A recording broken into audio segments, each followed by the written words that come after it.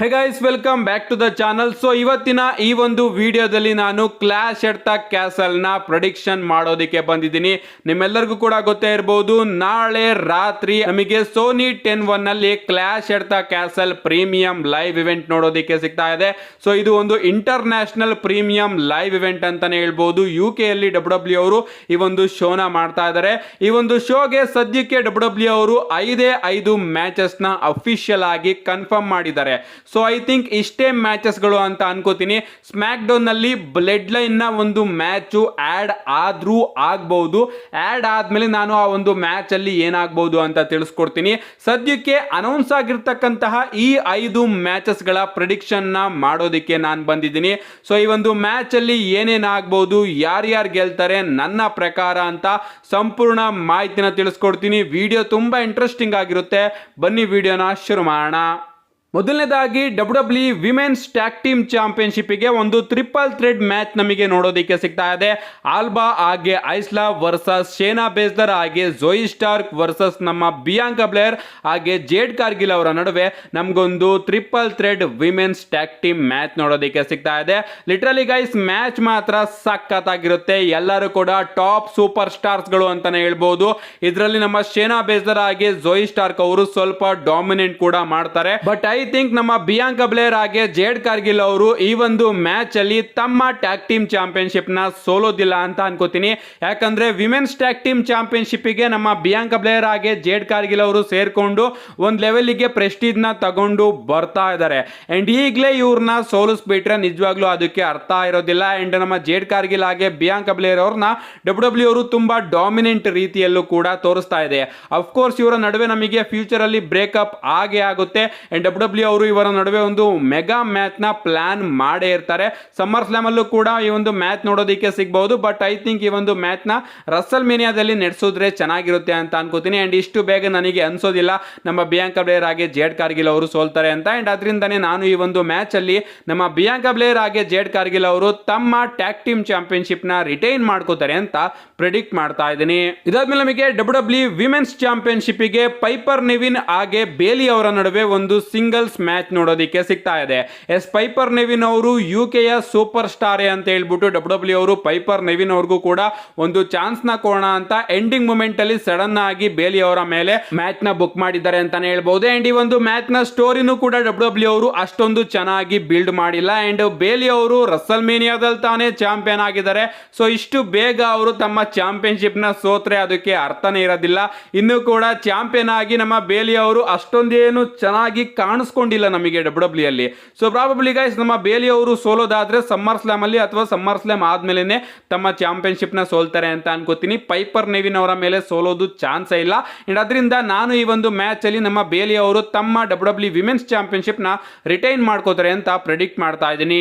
ಇದಾದ್ಮೇಲೆ ನಮಗೆ ಸ್ಯಾಮಿ Zain versus Chad gable ಅವರ ನಡುವೆ ಇಂಟರ್ಕಾಂಟಿನೆಂಟಲ್ ಚಾಂಪಿಯನ್ಶಿಪ್ ಕೂಡ ಒಂದು ಸಿಂಗಲ್ಸ್ ಮ್ಯಾಚ್ ನೋಡೋದಕ್ಕೆ ಸಿಗ್ತಾ ಇದೆ. ಲಿಟ್ರಲಿ ಗೈಸ್, ಸ್ಟೋರಿ ಮಾತ್ರ ಅಮೇಜಿಂಗ್ ಆಗಿ WWE ಅವರು ಬುಕ್ ಮಾಡ್ಕೊಂಡು ಬರ್ತಾ ಇದ್ದಾರೆ. ನನ್ನ ಪ್ರಕಾರ ಇದು ಸಖತ್ತಾಗಿರೋ ಸ್ಟೋರಿ. ಈ ಬಾರಿಯ ಕ್ಲಾಶ್ ಎಟ್ ದ ಕ್ಯಾಸಲ್ ನ ಎಲ್ಲಾ ಮ್ಯಾಚ್ ನ ಸ್ಟೋರಿಗೂ ಕೂಡ ಹೋಲಿಸ್ಕೊಂಡ್ರೆ ರಸಲ್ ಮೇನಿಯಾ ಇಂದನೂ ಕೂಡ WWE ಅವರು ಇವರ ನಡುವೆ ಸ್ಟೋರಿನ ತಗೊಂಡು ಬರ್ತಾ ಇದ್ದಾರೆ.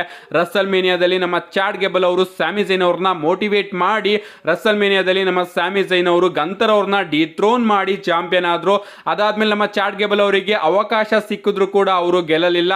King and queen of the ring premium live event ಅಲ್ಲಿ ಒಂದು ಟ್ರಿಪಲ್ ಥ್ರೆಡ್ ಮ್ಯಾಚ್ ಅಲ್ಲಿ ಅವಕಾಶ ಸಿಕ್ತು.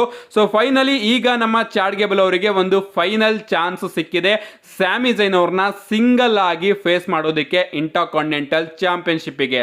ಅಂಡ್ ಈ ಒಂದು ಮ್ಯಾಚ್ ಸಖತ್ತು ಅನ್ಪ್ರೆಡಿಕ್ಟೇಬಲ್ ಅಂತಾನೆ ಹೇಳ್ಬಹುದು. ಈ ಒಂದು ಮ್ಯಾಚ್ ಅಲ್ಲಿ ನಮಗೆ ಓಟಿಸ್ ಅವರ ಪಾತ್ರ ತುಂಬಾನೇ ಇಂಪಾರ್ಟೆಂಟ್ ಆಗುತ್ತೆ. ನಮ್ಮ ಓಟಿಸ್ ಅವರು ಈ ಒಂದು ಮ್ಯಾಚ್ ಅಲ್ಲಿ ಚಾಡ್ ಗೇಬಲ್ ಅವರ ಮೇಲೆ ಟರ್ನ್ ಆಗ್ತಾರಾ ಅಥವಾ ಅವರು ಚಾಡ್ ಗೇಬಲ್ ಅವರಿಗೇನೆ ಹೆಲ್ಪ್ ಮಾಡಿ ಚಾಡ್ ಗೇಬಲ್ ಅವ್ರನ್ನ ಚಾಂಪಿಯನ್ ಮಾಡ್ತಾರ ಅಂತ ನೋಡೋದಕ್ಕೆ ನಾನು ತುಂಬಾನೇ ಕಾಯ್ತಾ ಇದ್ದೀನಿ. ಈ ಒಂದು ಮ್ಯಾಚ್ ಅಲ್ಲಿ ಇಷ್ಟು ಬೇಗ ನಮ್ಮ ಸ್ಯಾಮಿ ಝೈನ್ ಅವರು ಸೋಲೋದಿಕ್ಕೆ ಚಾನ್ಸ್ ಇಲ್ಲ ಅಂತ ಹೇಳ್ಬಿಟ್ಟು WWE ಅವರು ಸ್ಯಾಮಿ ಝೈನ್ ಅವ್ರನ್ನು ಕೂಡ ಗೆಲ್ಲಿಸಬಹುದು. ಬಟ್ ನಮ್ಮ ಚಾಡ್ ಗೇಬಲ್ ಅವರ ಕ್ಯಾರೆಕ್ಟರ್ ಟ್ವಿಸ್ಟ್ ಇದೆಯಲ್ಲ, ಅವರ ಹೀಲ್ ಟರ್ನ್ ಇದೆಯಲ್ಲ, ಅವರ ಒಂದು ಹೀಲ್ ಟರ್ನಿಗೆ ಒಂದು ಬೆಲೆ ಕೊಡಬೇಕು ಅಂದ್ರೆ ನಮ್ಮ ಚಾಡ್ ಗೇಬಲ್ ಅವ್ರನ್ನ ಇದಕ್ಕಿಂತ ಚೆನ್ನಾಗಿ ಈಗ ಮೇಲ್ಗಡೆ ತಗೊಳ್ಳೋದಕ್ಕೆ WWE ಬಳಿ ಅವಕಾಶ ಇಲ್ಲ. ಪರ್ಫೆಕ್ಟ್ ಹೀಲ್ ಆಗಿ ಅವರು ಕನ್ವರ್ಟ್ ಆಗಿದ್ದಾರೆ. ಅಂಡ್ ಈ ಒಂದು ಹೀಲ್ ಟರ್ನ್ ಅಲ್ಲಿ ಅವರ ಕೈಗೇನಾದ್ರೂ ಇಂಟರ್ಕಾಂಟಿನೆಂಟಲ್ ಚಾಂಪಿಯನ್ಶಿಪ್ ಸಿಕ್ಕಿಬಿಟ್ರೆ ಲಿಟ್ರಲಿ ಗೈಸ್ ನಮ್ಮ ಚಾಟ್ ಗೇಬಲ್ ಅವರು ತಮ್ಮ ಕ್ಯಾರೆಕ್ಟರ್ ನ ಚಿಂದಿ ಉಡಾಯಿಸ್ತಾರೆ ಅಂತಾನೆ ಹೇಳ್ಬಹುದು. ನೋಡೋಣ ಗೈಸ್, ನಮ್ಮ ಓಟಿಸ್ ಅವರ ಪಾತ್ರ ಈ ಒಂದು ಮ್ಯಾಚ್ ಅಲ್ಲಿ ತುಂಬಾ ಇರುತ್ತೆ.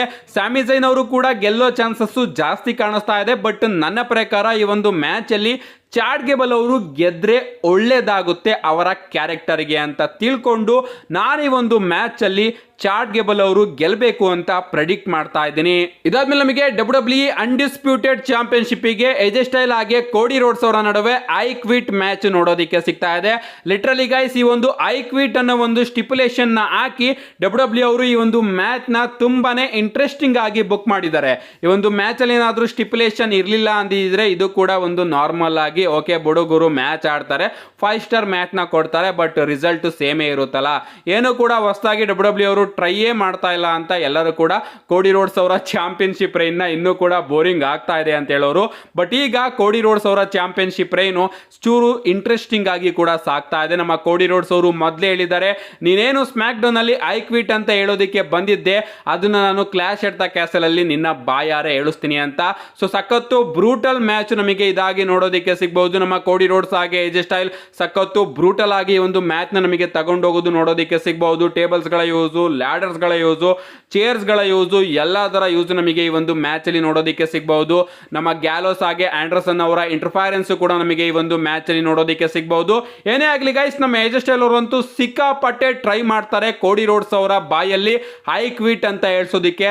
ಬಟ್ ನನಗೆ ಅನ್ಸೋದಿಲ್ಲ ನಮ್ಮ ಕೋಡಿ ರೋಡ್ಸ್ ಅವರು ಐ ಕ್ವಿಟ್ ಅಂತ ಹೇಳ್ತಾರೆ ಅಂತ. ಅದಕ್ಕೋಸ್ಕರ ನಾನು ಈ ಒಂದು ಮ್ಯಾಚ್ ಅಲ್ಲಿ ನಮ್ಮ ಕೋಡಿ ರೋಡ್ಸ್ ಅವ್ರನ್ನ ಪ್ರೆಡಿಕ್ಟ್ ಮಾಡ್ತಾ ಇದ್ದೀನಿ. ನಮ್ಮ ಕೋಡಿ ರೋಡ್ಸ್ ಅವರು ಎಜೆ ಸ್ಟೈಲ್ ಅವರ ಬಾಯಲ್ಲಿ ಐ ಕ್ವಿಟ್ ಅಂತ ಹೇಳ್ಸೋದ್ರ ಮುಖಾಂತರ ತಮ್ಮ WWE ಅನ್ಡಿಸ್ಪ್ಯೂಟೆಡ್ ಚಾಂಪಿಯನ್ಶಿಪ್ ನ ರಿಟೈನ್ ಮಾಡ್ಕೋತಾರೆ ಅಂತ ಪ್ರೆಡಿಕ್ಟ್ ಮಾಡ್ತಾ ಇದ್ದೀನಿ.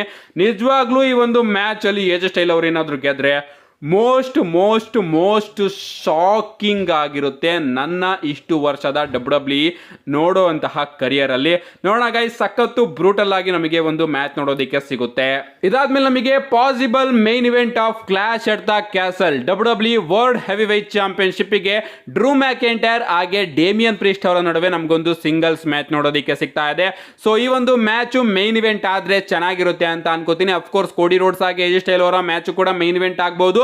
ಬಟ್ ಡ್ರೂ ಮ್ಯಾಕೆಂಟೈರ್ ಅವರ ಹೋಮ್ ಗ್ರೌಂಡ್ ಆಗಿರೋದ್ರಿಂದ WWE ಅವರು ಡ್ರೂ ಮ್ಯಾಕೆಂಟೈರ್ ಅವರಿಗೆ ಈ ಒಂದು ಶೋನ ಮೇನ್ ಇವೆಂಟ್ ಮಾಡೋದಕ್ಕೆ ಅವಕಾಶನ ಕೊಡ್ತಾರೆ ಅಂತ ಅನ್ಕೋತೀನಿ. ಅಫ್ಕೋರ್ಸ್ ಕೊಡಬೇಕು.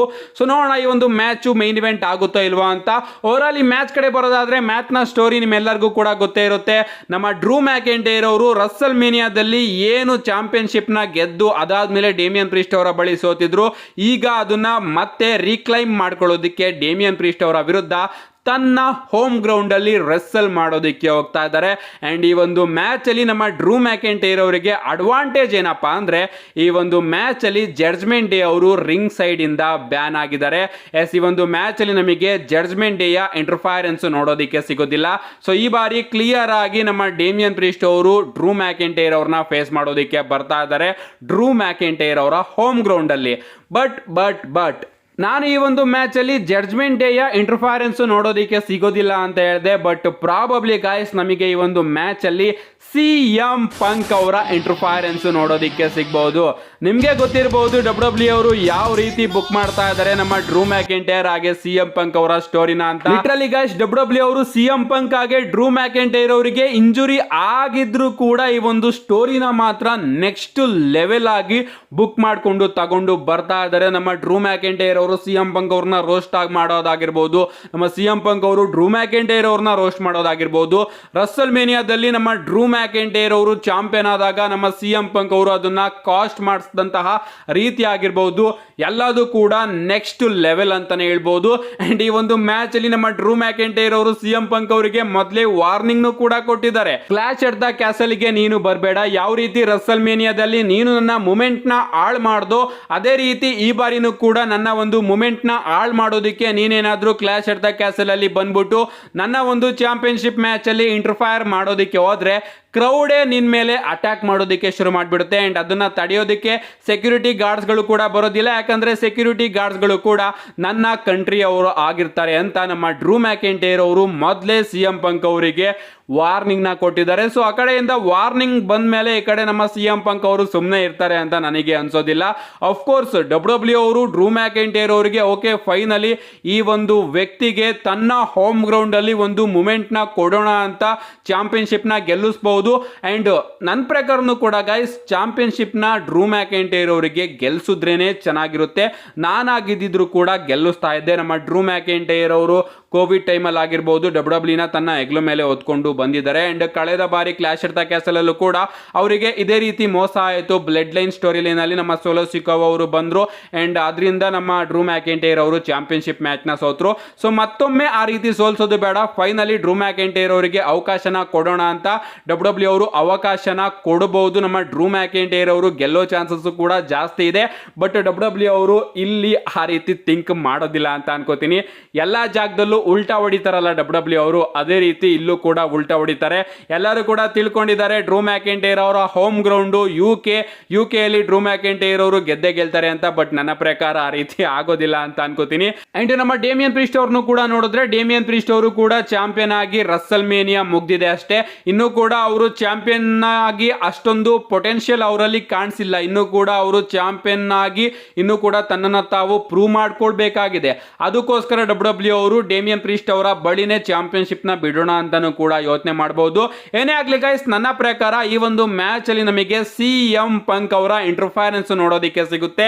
ಅಂಡ್ ಆ ಒಂದು ಇಂಟರ್ಫೈರೆನ್ಸ್ ಇಂದ ಈ ಒಂದು ಮ್ಯಾಚ್ ಅಲ್ಲಿ ನಮ್ಮ ಡೇಮಿಯನ್ ಪ್ರೀಸ್ಟ್ ಅವರು ತಮ್ಮ ವರ್ಲ್ಡ್ ಹೆವಿವೇಟ್ ಚಾಂಪಿಯನ್ಶಿಪ್ ನ ರಿಟೈನ್ ಮಾಡ್ಕೋತಾರೆ. ಅಂಡ್ ಫೈನಲಿ ನಮ್ಮ ಡ್ರೂ ಮ್ಯಾಕೆಂಟೈರ್ ಅವರು ಮತ್ತೊಮ್ಮೆ ತನ್ನ ಹೋಮ್ ಗ್ರೌಂಡ್ ಅಲ್ಲಿ ತನ್ನ ಜನಗಳ ನಡುವೆ ಚಾಂಪಿಯನ್ಶಿಪ್ ನ ಗೆಲ್ಲೋದಕ್ಕೆ ಆಗ್ದಲೆ ಅವರು ವಿಫಲರಾಗ್ತಾರೆ.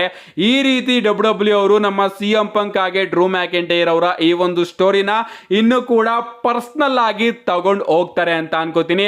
ನೋಡೋಣ ಏನೇನಾಗುತ್ತೆ ಅಂತ. ನನ್ನ ಪ್ರೆಡಿಕ್ಷನ್ ಈ ಒಂದು ಮ್ಯಾಚ್ ಅಲ್ಲಿ ನಮ್ಮ ಡೇಮಿಯನ್ ಪ್ರೀಸ್ಟ್ ಅವರೇ ಇರ್ತಾರೆ ಅಂಡ್ ಅವರು ತಮ್ಮ ಚಾಂಪಿಯನ್ಶಿಪ್ ನ ರಿಟೈನ್ ಮಾಡ್ಕೋತಾರೆ ಅಂತ ನಾನು ಪ್ರೆಡಿಕ್ಟ್ ಮಾಡ್ತಾ ಇದ್ದೀನಿ. ಈ ಒಂದು ಮ್ಯಾಚ್ ಅಲ್ಲಿ ನನ್ನ ಪ್ರೆಡಿಕ್ಷನ್ ತಪ್ಪಾದ್ರೂ ಆಗ್ಬಹುದು. ನಿಮ್ಮ ಪ್ರಕಾರ ಏನಾಗುತ್ತೆ guys? Clash at the castle ಅಲ್ಲಿ ನಿಮ್ಮ ಪ್ರಕಾರ ಯಾರ್ಯಾರು ಗೆಲ್ತಾರೆ, ಏನೇನಾಗುತ್ತೆ ಅನ್ನೋದು ಕಮೆಂಟ್ ಸೆಕ್ಷನ್ ಅಲ್ಲಿ ಕಮೆಂಟ್ ಮಾಡಿ.